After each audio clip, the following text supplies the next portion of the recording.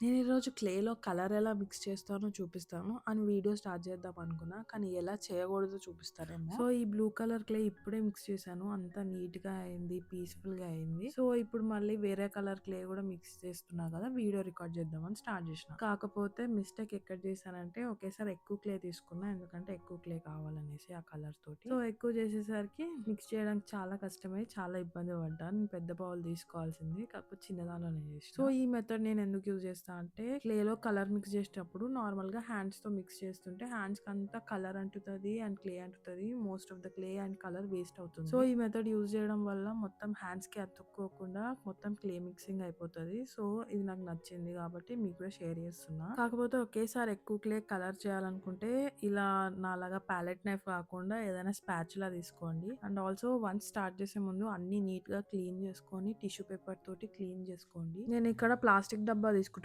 Ice క్రీమ్‌ది. మీరు ఏదైనా తీసుకోవచ్చు. దానిలో కొంచెం ఆయిల్ రాసాను క్లే అతుక్కోకుండా ఉండాలనేసి. దానిలో క్లే ఇంకా మీకు ఏ కలర్ కావాలో ఆ కలర్ ఏసుకోవచ్చు. సో, ఇప్పుడు మనకు కావాల్సిన కలర్ వచ్చినాక కార్న్ ఫ్లోర్ కొంచెం ఏసుకొని మిక్స్ చేయాలి. అలానే కొంచెం ఆయిల్ ఏసుకొని మిక్స్ చేయాలి. అండ్ లాస్ట్‌కి నేను ఈ బాడీ లోషన్ కూడా యాడ్ చేస్తున్నా. ఎందుకంటే దాని స్మెల్ చాలా బాగుంటుంది. సో, అది కూడా యాడ్ చేస్తున్నా ఫెవికాల్ స్మెల్ స్కిప్ చేయడానికి. నాకు కావాల్సిన క్లే కన్సిస్టెన్సీ వచ్చేదాకా నేను కార్న్ ఫ్లోర్ యాడ్ చేశాను. మీరు కూడా అలానే చేయండి. నేను ఈ కలర్ ఎల్సీ అనే క్లే చామ్ తయారు చేయడం కోసం మిక్స్ చేశాను. సింపుల్ కాదు, చాలా వర్క్ ఉంటుంది ఈ చిన్న చిన్న చామ్స్ చేయడానికి. మీకు కూడా కావాలంటే వెబ్సైట్ నుంచి ఆర్డర్ చేసుకోవచ్చు. తెలుసు కదా, అల్గరిథం నా ఫ్రెండ్ కాదు. వీడియో మళ్ళీ రాదు. ఇంట్రెస్ట్ ఉంటే follow and subscribe. Okay, bye.